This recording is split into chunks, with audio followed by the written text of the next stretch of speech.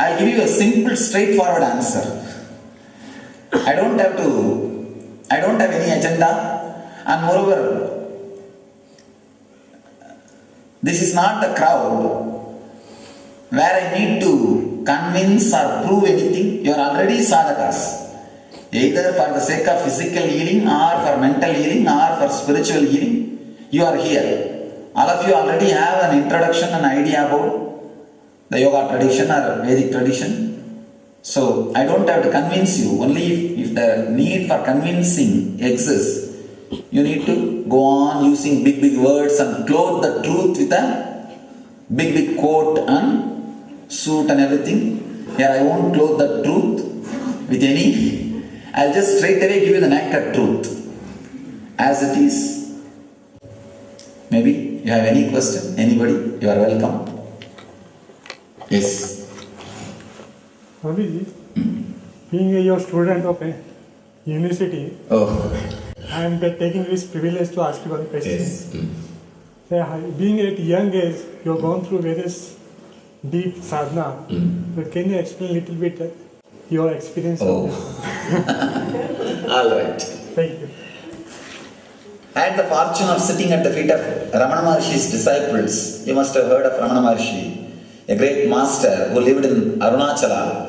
There is a place called Tiruvannamalai, 5 or 6 hours drive from here. That's my native place. I'm born and brought up in that Arunachala. Usually in India, Swamis don't tell their native place or don't feel proud about it. But in my case, it is not geographical connection. I have a deep spiritual connection with Arunachala. So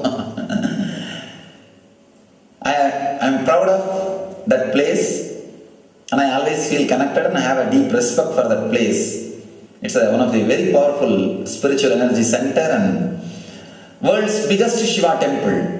Something like a 27-acre built-up area in granite and a huge tower, 220 feet or something. World's biggest Shiva temple is there. World's biggest Vishnu temple is in Srirangam. Biggest Shiva temple is there. I had the fortune of sitting at the feet of the Ramana Maharshi's disciples on Annamalai Swamigal. Maybe some of you would have seen him also.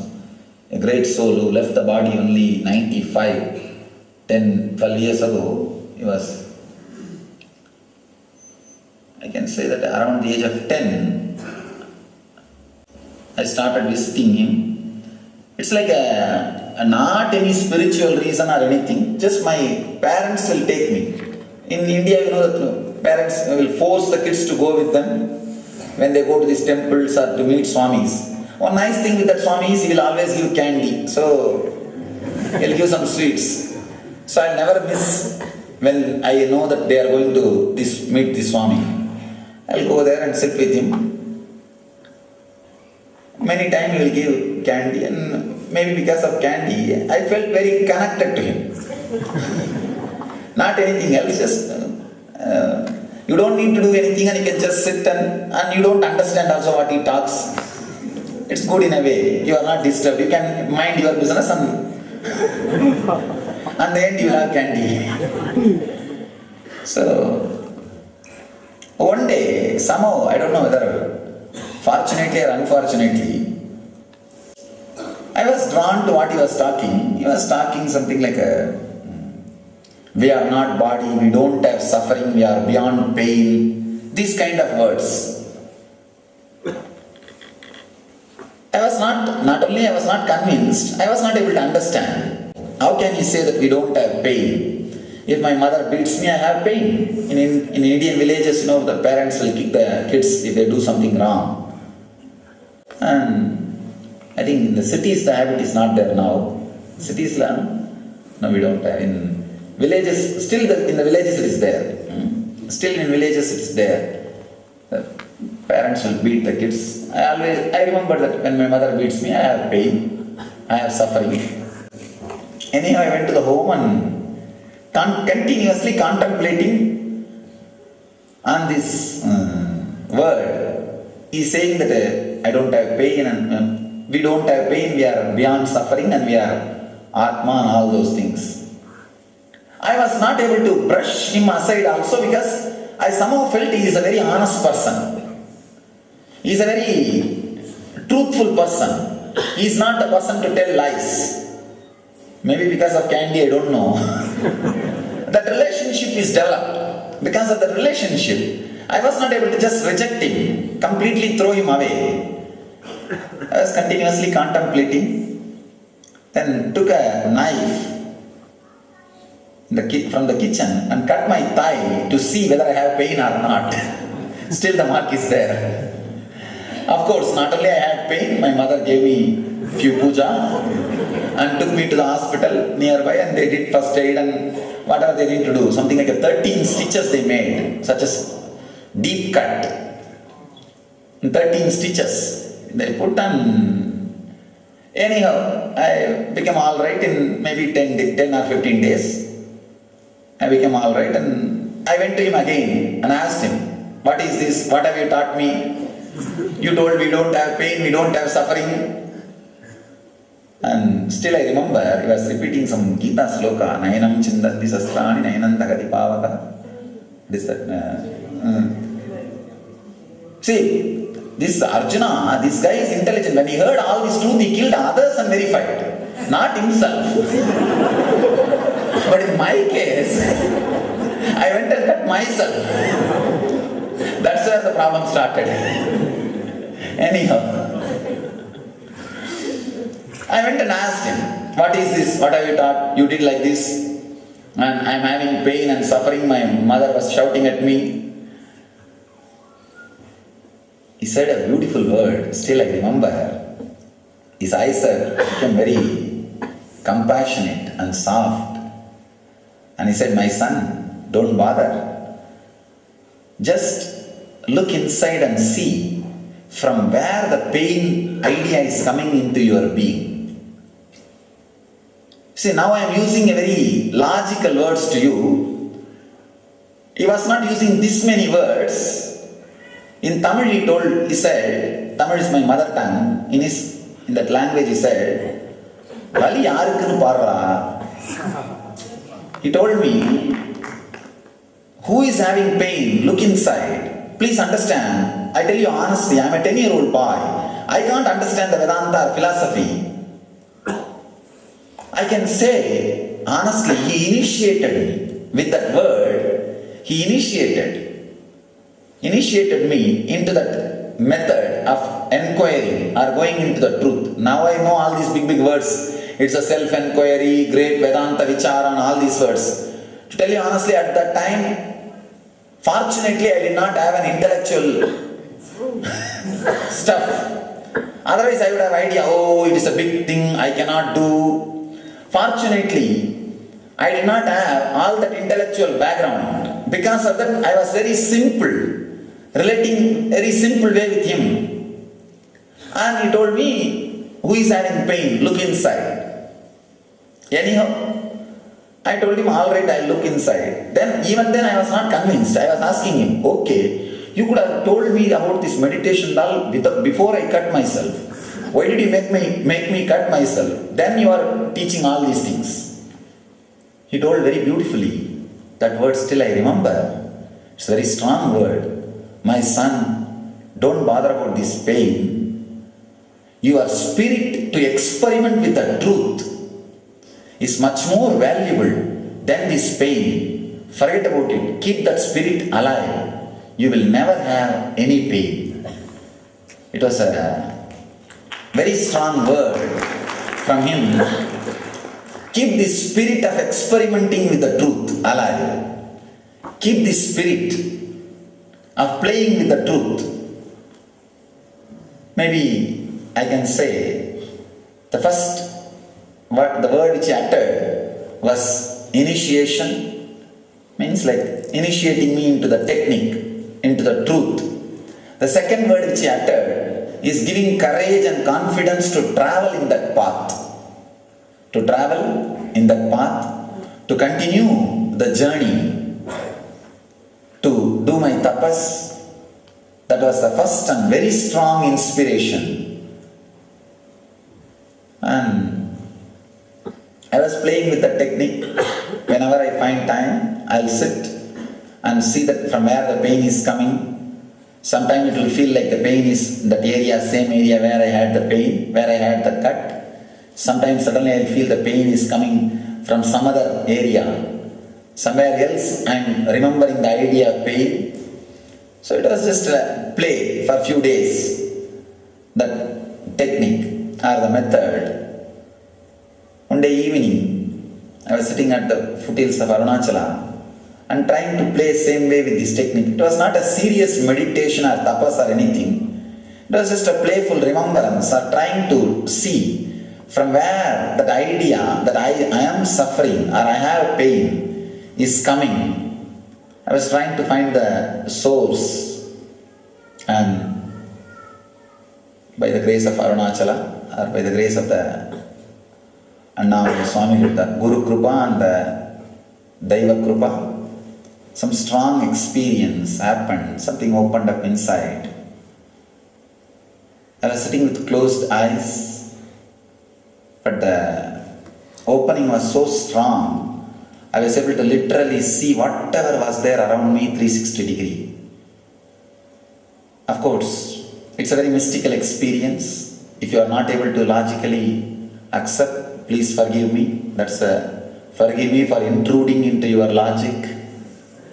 But what I am saying is honest truth as it happened. Whoever can catch complete 360 degree, this side and this side, all the direction I was able to clearly see at a time.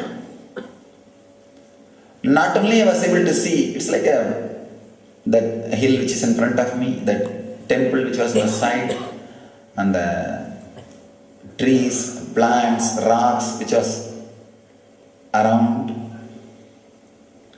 and the sky, and the ground, the whole thing. Not only I was able to see, to tell you more clearly, I was able to just feel everything is my very being, I can say.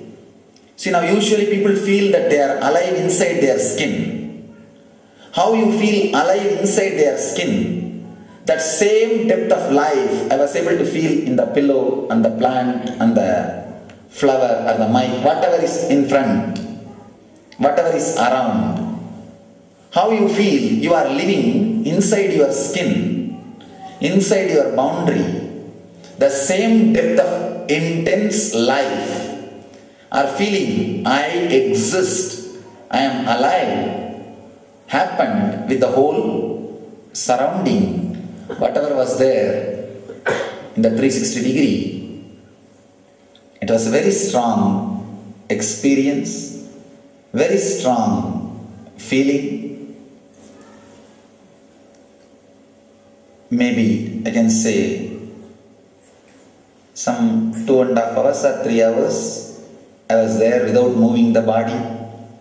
Then slowly I was able to move the body, and the moment I came down, around 2.5 days or 3 days, like a bliss fever. It was like a fever with intense bliss. It was not suffering fever, bliss fever. Feeling like I have to go to that place again and again, the place where I had experience. One side it is pulling, the other side, because of this newness or something unknown, the fear was also there. It's like if a young boy falls in love, one side he will have a deep pull to meet that person. The other side, because it is an unknown dimension, he himself never experienced, he can feel for somebody so deeply. It's an unknown dimension opening up. That will naturally create a deep fear. How can I open up so much? How can I be open so much? How can I be pulled so much beyond my logic? That fear was also there. I don't know what happened. by and by, within a few weeks, that fear to go and be in that state again and again has disappeared. And after that, never the feeling to come out of the state came, never the feeling of boredom from that state happened, never moving out. Maybe I can say it became like an undercurrent of all the activities and inspired, created more and more energy and intensity to continue the journey. Maybe different meditation techniques, different practices, different tapas, different things. I don't know why all this has happened and all those things. To tell you honestly, there was only one thing I can say. After that, there was no suffering. Even during tapas or penance, there was no suffering. It was a pure joy. People ask me, 9 years I lived wandering, begging and eating, sleeping under the trees. 9 years I spent, maybe 10,000 kilometers I would have walked. And 2-3 years I spent in the organizations, like different organizations, Ramakrishna Mission and many other organizations, spiritual organizations.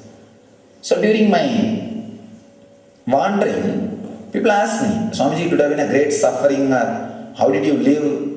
It's very difficult. Actually, I feel other way, the normal person's life is very difficult. Living in the same house, same car, same city, same wife, same life. Actually, that is more boring. I feel that they are doing real tapas.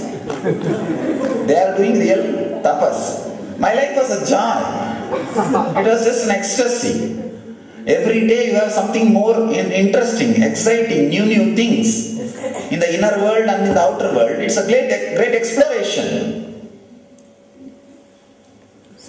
So after that first experience, there was no suffering. Whatever I did, whatever I lived, from others' view, it may be looking like a suffering or penance or tapas or meditation. From my point of view, it was nothing but a simple exploration, a simple joy or simple expression. Now sometimes I sit and read the book. It's not that I am suffering. I am just exploring. The same way, all my tapas, all my meditation, everything was just exploration. It was not suffering. It was not painful at all. Maybe these are the few words I can share. Thank you. Whatever you think as Atma, whatever ideas you have about Atma, is just an idea. According to me, if I have to tell an honest answer, just drop those ideas and be very clear that you don't know. Then you will see the truth. Any idea you carry about Atma only becomes a hindrance for realizing the Atma. Ramana Maharshi says very beautifully, I did not even know the word Brahman till I had Brahmajnana. That is why I was able to have easily. So, the concept of Atman is good in the initial level as an inspiration. But after you start your path, better to drop the ideas which you carry about Atma and be very clear that I don't know. See, sometimes the ideas which you carry gives you a pseudo feeling, you know it. And you only need to live it. Then the thirst or the inquiry or the seeking drastically drops. You become more or less like a manager. Now I know the truth, I need to administer.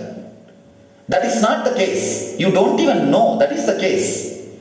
If we know, it will express by itself. I always tell people, the urge should become urgent. The question should become quest. For that, better not to have an idea about Atman. I can give you any idea. Long, big talks, big idea, but I will be only disturbing you. I can say it's in the form of light, consciousness, satta, swabhava, swayam prakasa, jyoti, nirvigalpa, nirananda, niranjana, nisala, all those big words I can give. But all the words are just nothing more than a brand names. Not true. Somebody says Nirvana, somebody says Advaita, somebody says Atmajnana, somebody says Brahmajnana. I have my own branding name, Nityananda State. So, something like that. I don't want to repeat all the different brand names. See, that's why I asked you. If you want a social answer, I would have given a long social answer. I don't think that anyway going to help you. If you ask the same question in the public, I'll give you a very long answer. Quoting Ramakrishna, quoting Ramana Maharshi, quoting Buddha, quoting Shiva, quoting Shankara, quoting everybody. A long answer because I need to convince him that I know something. Here I don't need to convince you. I can straight away help you. You understand? You are a seeker. I can straight away share with you what really can help you. Usually these big terms are used not to help that person, to help myself. That is the truth. These are all, see, after all I am a young person, so I need to use big words to tell that person, you are sitting in front of a person whom you need to listen.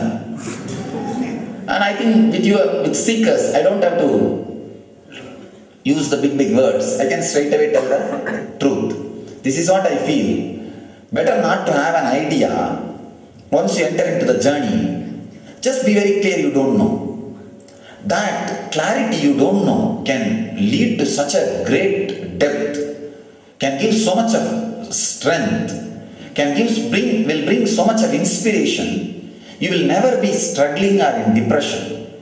See, depression is the worst problem seekers face in the life.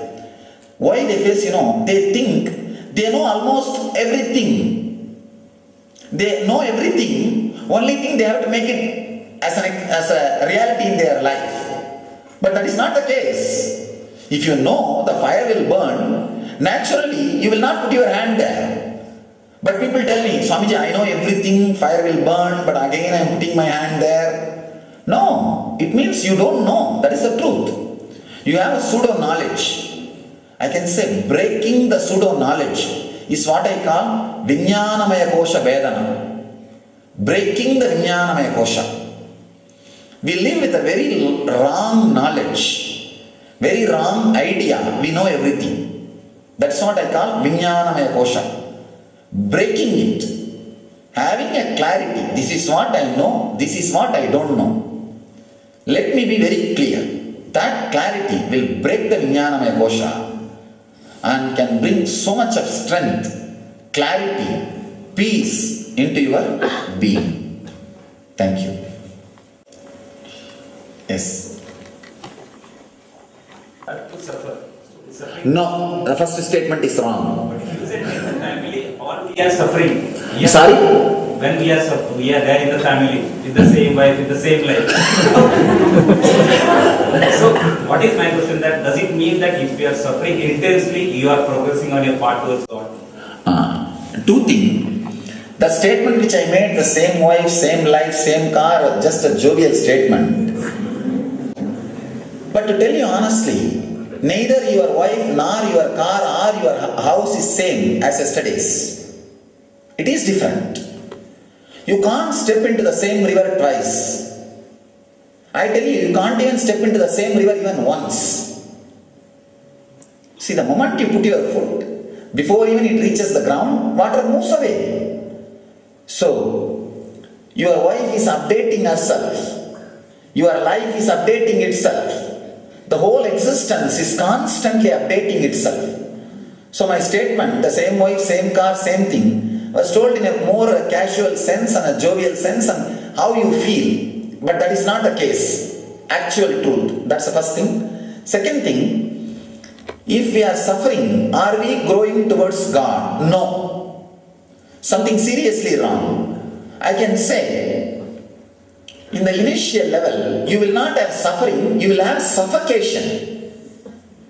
Suffocation is what Ramakrishna calls the seeking or the intense yearning. Vyakulata, that is the word Bhagavan uses, Ramakrishna is using. Vyakulata, the intense yearning. There will be suffocation, not suffering. Suffocation means feeling that you are not enough. You have not expanded what you can. You are not doing what you can. It's just like missing some part of you. It won't be a suffering. Suffering is different, suffocation is different. Suffering is something when you think I need this and you are not achieving, that is suffering. Suffocation is you know you are something but you have not become that. Suffocation is from within, suffering from outside. Suffocation is from prarabdha, suffering is from agamya. Prarabdha means the potentiality which you brought with you is prarabdha. Agamya is the desires which you accumulated after coming here. The accumulated desires bring suffering. The agamya brings suffocation. Suffocation inspires and helps you to expand, open up, break. Suffering puts you in deep depression. So I feel suffocation will just explode into joy. There won't be suffering between you and the enlightenment or the Atmajnana. So I can't accept the word if you are suffering more, you are going towards divine, towards God. According to my experience, not only goal, even the path is Anandamaya. Path and goal, both are Anandamaya. In the initial level, the suffocation will be there. Please understand the difference between the suffocation and suffering. Suffering is from the accumulated desires. Suffocation is from your inborn prarabdha, tendency, the potential energy. So when a seed has not become tree, when the seed is about to break, it has that suffocation, vyakulata. But suffering is after you become tree, suddenly you want maybe 2-3 houses built on you or 2-3 cars so that you can get into that. Tree can't move. Which you try to accumulate something which is not directly yours, your very quality. That is what I call suffering. Suffering is from agamya, suffocation is from prarabdha.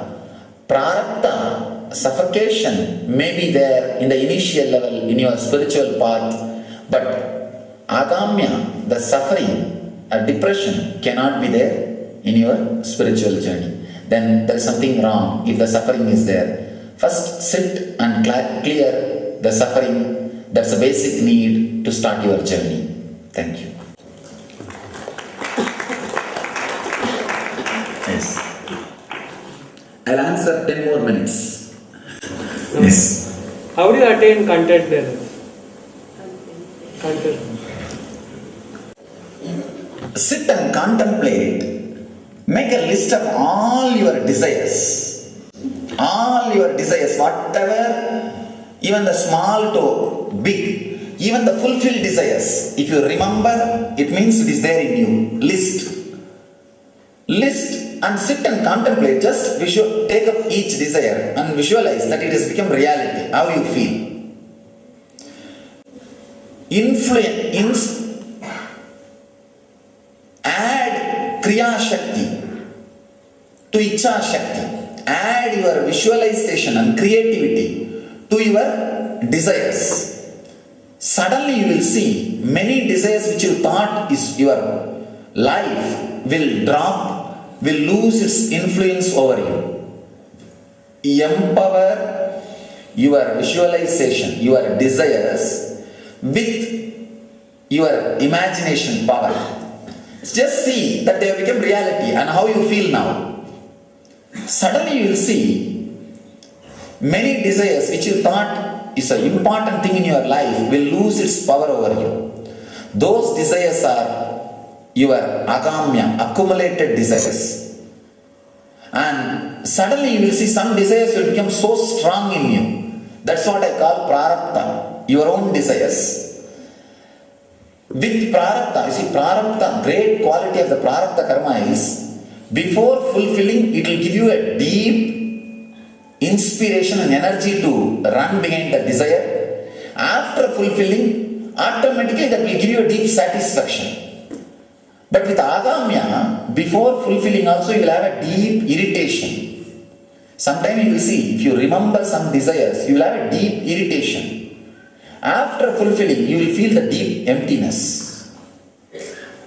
Agamya will start with irritation and end with emptiness.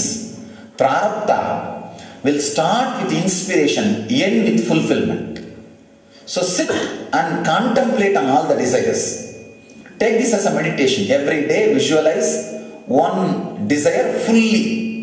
Create your heaven and live half an hour in that. It may look like imagination. What am I doing? But you will see suddenly there are many desires which you are carrying without even knowing that they have no say over your being. They have no power over your being. When the Agamya drops, Prarabdha will have its own energy to fulfill itself. Thank you. Two questions. I am, this is the picture, I am not here to prove I am God. I am here to prove you are God. Please, what is you say you are God? When I say you are God, I mean whatever you have an idea about God, you are much more than that. Can you describe what you understand by the word God? See, whatever you know about God, the quality or the experience or anything, you are much more than that. That's what I mean. Please understand, if you think God is all-pervading energy, or God, see, if you say Krishna, what do you know about Krishna? With the person, with such a wonderful joy, power, glory, and all the qualities, he lived his whole life like a Leela. See, whenever you start cherishing, enjoying your very existence, the whole life will look like a Leela. Krishna lived in that space. That's why we always call Krishna's biography as Krishna Leela. Krishna's history is called Krishna Leela. It was such a wonderful play. Whatever quality you remember, you identify, you associate, you understand in the name of Krishna, you have much more than that. Possibility which is in you, potentiality which is in you is much more than that. Please understand, I am not disrespecting Krishna. Immediately your mind will say, no, how can I be equal to God? Person who says he is equal to God and person who says he is not equal to God, both are egoistic idiots. Understand? Both are egoistic. At least a person who claims himself as God will have his ego somewhere cornered. Society will not allow that. Somebody will make fun of him. See this fool. He is claiming himself as God. He is a madcap. But the person who is thinking, I am not God, his ego will never be attacked. So he is the most cunning idiot. He is the most cunning fellow. Topsy-turvy ego, inferiority ego. He can easily preserve himself, protect himself. Please understand, neither the idea you are nor the idea you are not is ultimate truth. Understand? Actually, I can say this way. The inferiority ego is much more dangerous than superiority belief. Neither you need to say you are not God, nor you need to say you are God. Just experience you are God. That is the truth. Person who is experienced is divine will not feel. People ask me, how do you know you are enlightened? I tell them, the doubt whether I am enlightened or not, or the ego, I am enlightened, both disappears. Both are not there. That is the space. That is the symbol that you are enlightened. Neither you will have a doubt whether I am enlightened or not, nor you will have an ego, I am enlightened. Both will not be there. You will just be radiating and the people around you will feel that you are living in it. Understand? If you have that idea, you are not God, you are egoistic idiot. Please, sorry if the word is too strong. I am talking to you as I talk to my ashramites. To my ashramites I give a very strong words. If you see the original words of Ramakrishna, very strong word. And he uses a lot of Bengali slang. Somehow unfortunately in English everything got edited. and did not get translated. He's such a villager, such a joyful joy to read his words. And the similes, examples which he uses, all dirty village comments. And you should read in original Bengali to understand the juicy being. See, he's portrayed, unfortunately, by I think I can tell the truth, these Vedantic Swamis, as a very decent, cultured, and which appeals to the modern mind. But he was such a pure, simple, raw being, using straight words, straight cut examples. If you read the original Bengali, now the latest, the original Bengali, the Kathamrita is translated as it is and came out 5 volumes. If you read those things, it's a very straight. Now just why I'm telling you this, please don't mind by the word idiot. You may think that how can an enlightened person use the word idiot? What can be done? That is what I am using, so nothing can be done. If you want, learn the spirit from that word or judge and waste your time, that's all. I don't have a problem. But why I am using this kind of strong words? This is the way. I don't feel like editing. The moment I edit these words, the strength or depth with which I want to convince or convey this idea will lose its power over you. That's the reason I am using the exact word. I want to remind you once more, if you think you are not God, you are egoistic. Thank you.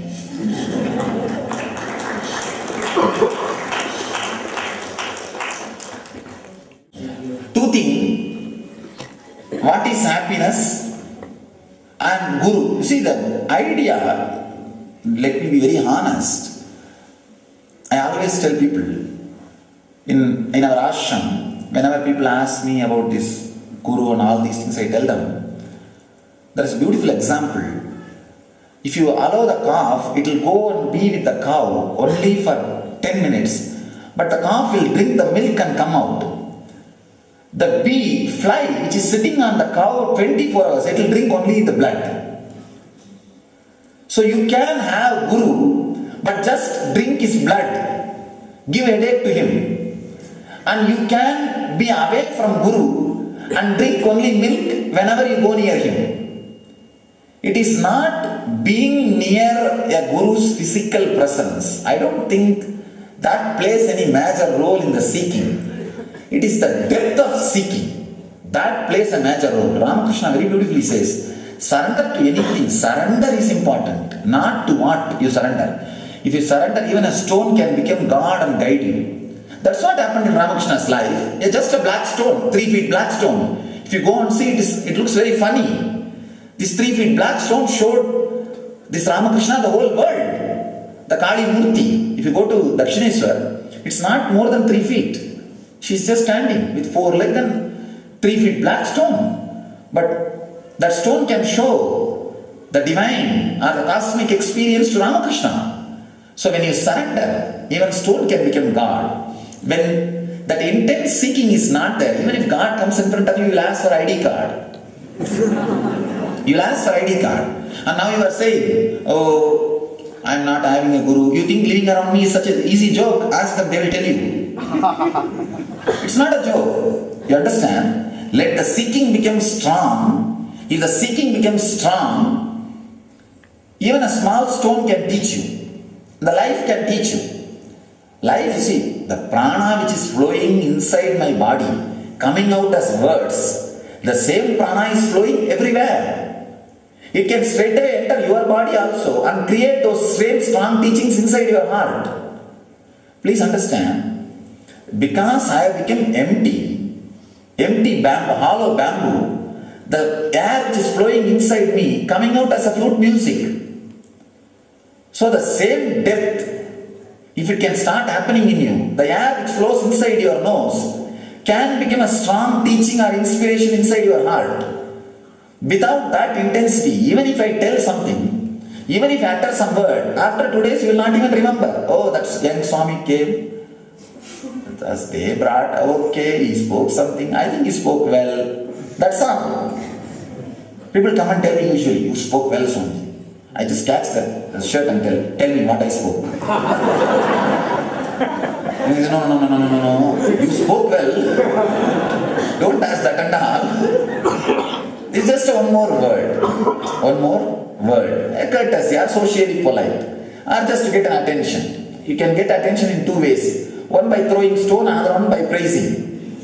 Both ways you can get an attention. A polite way of getting attention. Asking for attention. That's also. I don't think the physical nearness is directly relevant than the intense seeking.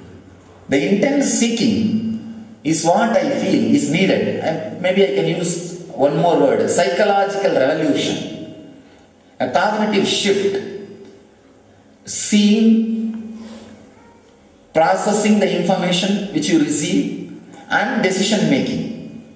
This cognition should completely have a shift.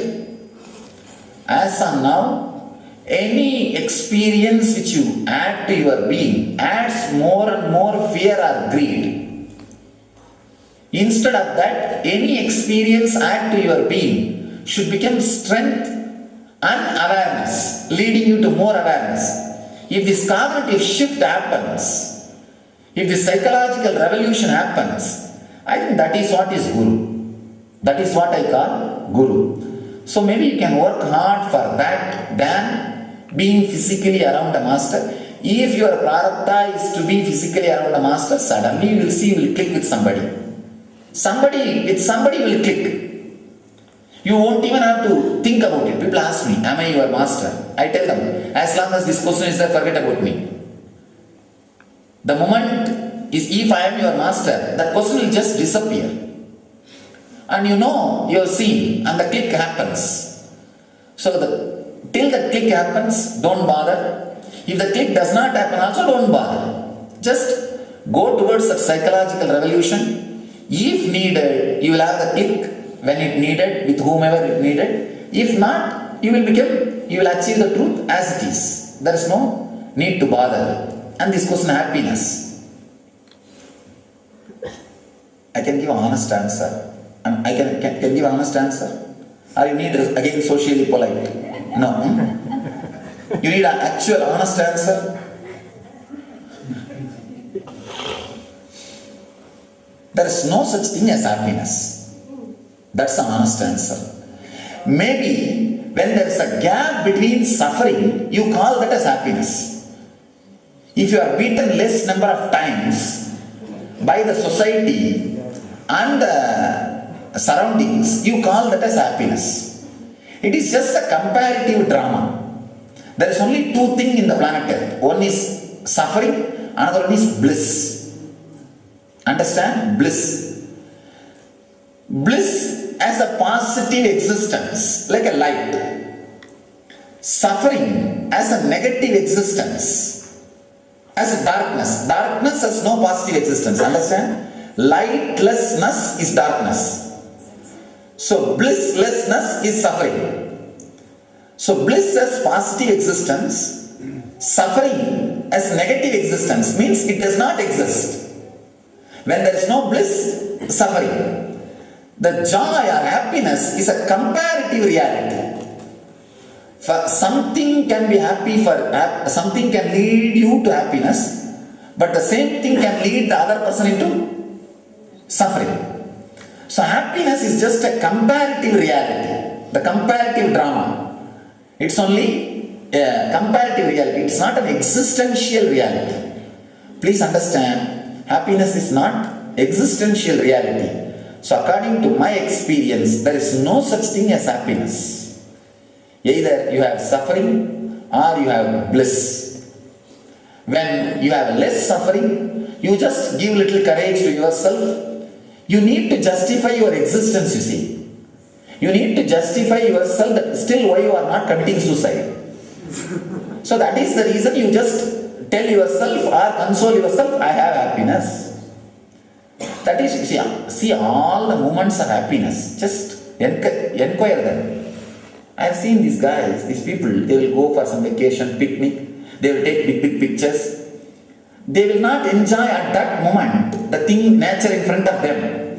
They will take pictures and come back to the home. After 2 years, see, in those days when we went for honeymoon, in the picnic, see how happy we were.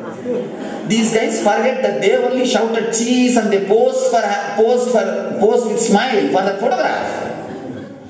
See, when the photograph itself was taken, these guys shouted cheese and they all smiled and the photograph was taken. After 2 years they forget it was posed smile.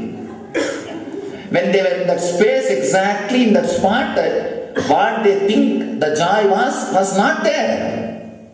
See, after 2 years, when they look back, what fantasy they have? Oh, 2 years ago when we went there, it was such a great joy. But when they were there, actually, that experience itself was not there. So the photograph was posed. Just look your life. Anything you claim as happiness, you think as happiness, is only the fantasy or the memory which is little better than the present. When you can't tolerate the present, you just attribute little joy to the past and hope that same past can be repeated in the future and pull your life, drag your life. That's all is the definition for happiness. If I have to say in one sentence, it is just nothing but trying to reproduce the hope about the past into the future. Into the future. Please understand, neither the hope which you have about the experience of the past, nor the hope you can reproduce in the future is going to be reality. Drop that and drop this. Drop your idea of happiness in the past and drop the hope to reproduce that same thing in the future. Suddenly you will find bliss in your being. Your idea, you had happiness in the past. Your idea, you can have that same happiness in the future. Both which is not there but which gives you the idea as if it is there is what I call Maya. It was not there, but you have an idea, it was there. It is never going to be reproduced, but you have a hope it can be reproduced. This is what I call Maya. If you can relax from both, suddenly you will see the reality itself is such an ecstasy. The prana going inside your body and making you alive and coming out of your body is existence. That is a great joy, a leela. You are the part of cosmic leela. You are the part of cosmic play. Suddenly you will see, when you remember you are part of the cosmic play, you feel that you are blessed. You are needed. You are here out of a reason or necessity. You are not an accident.